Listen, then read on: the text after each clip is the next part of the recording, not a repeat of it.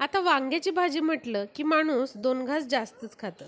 तर तेलामध्ये जिरी, मोहरी, हिंग, ठेचलेला लसूण, भरपूर बारीक चिरून घेतलेला कांदा, टोमॅटो आणि थोडीशी कोथिंबीर फोडणीत घालायची म्हणजे छान टेस्ट येते. घरगुती काळा मसाला आणि लाल मिरची पावडर जी असते कुठल्याही ब्रँडची वापरा.